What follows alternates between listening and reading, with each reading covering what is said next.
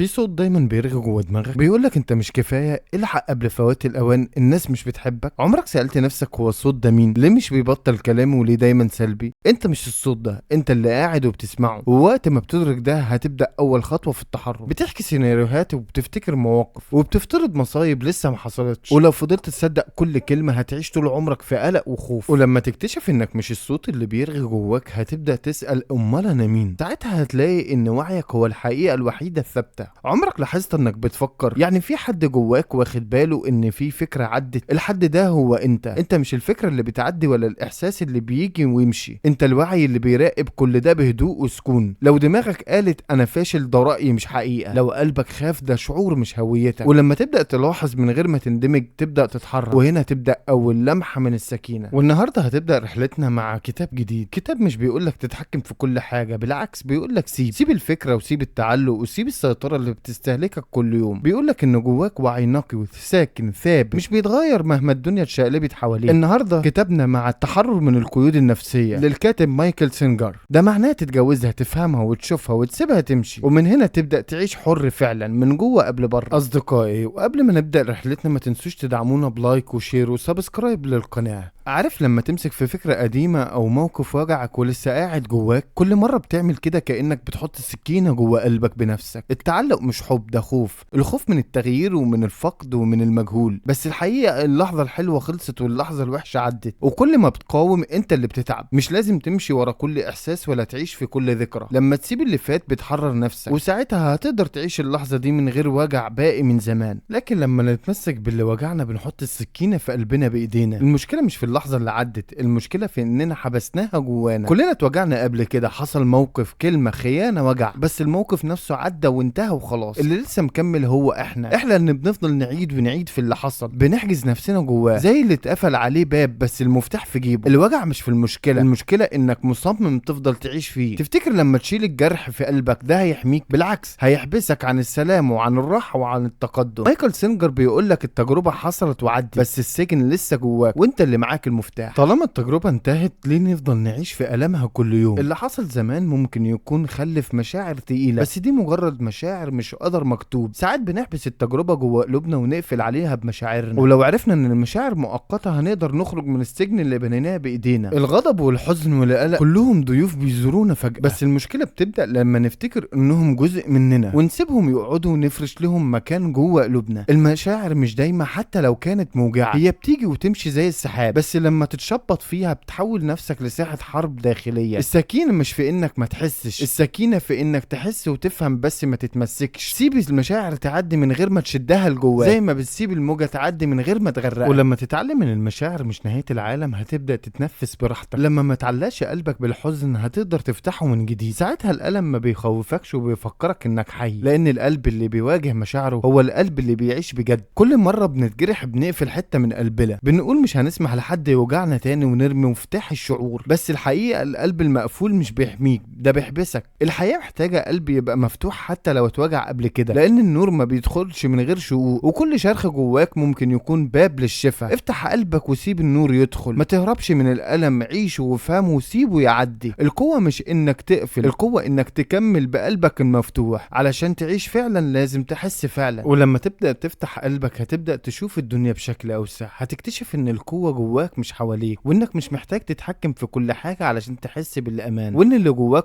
اقوى من كل اللي بيتغير حواليك. وساعتها هتفهم انك مش الظروف، انت اعمق من كده بكتير، لان اوقات اللي حواليك بيتغير والناس بتتبدل والشغل والعلاقات مش دايما ثابتين، بس في حاجة جوه قلبك وعقلك، حاجة ثابتة ومش بتتغير. ده الوعي بتاعك اللي بيراقب كل حاجة من بعيد. الوعي ده هو حقيقتك، هو اللي دايما معاك مهما حصل. علشان كده بدل ما تركز على الفوضى اللي براك ارجع لنفسك، لان انت مش الظروف، انت اعمق من كده. ولما تبدأ تفهم ان اللي جواك ثابت مهما اتغيرت الظروف هتبدأ تحس بحرية حقيقية. مش لازم تسيب كل حاجة علشان تتحرر، لان التحرر مش هروب من الواقع، بل هو انك تعيش وسط كل حاجة وانت جواك هادي. كتير من الناس بتفكر ان التحرر هو انك تسيب كل حاجة وتهرب، لكن التحرر الحقيقي مش كده. التحرر يعني تعيش وسط كل المشاكل والظروف اللي حواليك، بس من غير ما تخاف او تقلق او تتعلق. هو انك تكون حر جوا قلب كل حاجة بتحصل حواليك، تقدر تواجه الحياة بكل قوتك وهدوءك هدوءك الداخلي. مش لازم تسيب شغلك ولا علاقاتك ولا مسؤولياتك علشان تتحرر. التحرر هو انك تكون صح بقرارك ومستريح مع نفسك مهما كانت الظروف. ده معنى الحرية الحقيقية، حرية داخلية مش مرتبطة بالمكان او بالاشخاص. التحرر اللي اتكلمنا عنه مش بس حالة شعورية، ده مشوار عميق. علشان تتحرر فعلا لازم تفهم وتلاحظ اللي جواك. الوعي هو المفتاح اللي بيفتح لك باب الحرية الحقيقية. من غير وعي مش هتعرف تسيطر على افكارك ومشاعرك. لما تبقى واعي هتقدر تبص على افكارك ومشاعرك من بعيد كأنك بتتفرج على فيلم. من غير وعي هتفضل عايش وسط دوامة الافكار اللي بتشدك جواها. عقلك ممكن يكون سجن كبير، لكن الوعي هو المفتاح اللي بيحررك منه. مش لازم كل فكرة او احساس يتحكم فيك. انت مش لازم تتفاعل مع كل حاجة بتحصل حواليك. ابدأ ركز وعيك بدل ما تغوص في مشاعرك. ده سر القوة الحقيقية. في النهاية الوعي مش بس فكرة، الوعي مش بس بفكرة، ده اسلوب حياة بيغير كل حاجة حواليك وجواك. كل يوم في حياتنا بنواجه مواقف مختلفة، وفي كل موقف عندنا اختيار. تختار تسيب نفسك تتصرف بعصبية وغضب ولا توقف وتراقب رد فعلك. الحرية مش حاجة بتيجي مرة واحدة، هي عادة صغيرة بتتكرر بعد يوم. التحرر مش قرار مرة واحدة وخلاص، ده تمرين مستمر على التحكم في النفس. لما تختار الوعي بدل من ردود الافعال بتبدأ تحرر نفسك من القيود النفسية. التحرر بيبدأ من اللحظة اللي بتقرر فيها تكون مراقب لنفسك مش مسير ليها. اختيار الحرية ده بيخليك تعيش بحضور اكتر وسلام داخلي اعمق. كل يوم جديد هو فرصة تبدأ من تاني وتبني عادة التحرر خطوة بخطوة. انت حر تختار تكون سجين افكارك او تتحرر وتعيش بسلام. لكن علشان تعيش بسلام لازم يكون جواك السلام ومحتاج توصله. الهدوء مش حاجة خارجك لكنها جواك دايما موجودة، بس في زحمة الافكار والضغوط بيبقى الصوت الداخلي متغطى. لما تدي لنفسك فرصة تسكت وتبعد عن الضوضاء بتبدأ تسمع صوت السكون الحقيقي. الهدوء ده مش ضعف، دي قوة نادرة بتخليك تواجه الحياة بثبات. كل ما قدرت تسكت الضجيج جوه دماغك كل ما قربت اكتر من سلامك الداخلي. مش لازم الدنيا تكون هادية علشان تحس بالهدوء، هو جوه قلبك وفيه. الهدوء ده هو اللي هيخليك تلاقي نفسك الحقيقية. الخلاصة ان الكتاب ده بيورينا اننا مش مجرد افكارنا او مشاعرنا، احنا الوعي اللي بيراقبهم. التحرر الحقيقي بيبدأ لما نفهم ان التشبث بالماضي والمشاعر السلبية بتجرحنا اكتر، وكل واحد فينا عنده القدرة يعيش بحرية داخلية حتى وسط اصعب الظروف. مايكل سينجر بيعلمنا نسمع الصوت الهادي جوانا وبنبتعد عن الضوضاء النفسية، وان الهدوء الداخلي هو اساس الحياة الحرة والسعيدة. اصدقائي شكرا لمتابعتكم معانا، وكنا مع كتاب التحرر من القيود النفسية للكاتب مايكل سينجر. الملخص ما تنسوش تدعمونا بلايك وشير وسبسكرايب للقناة. شكرا ليكم.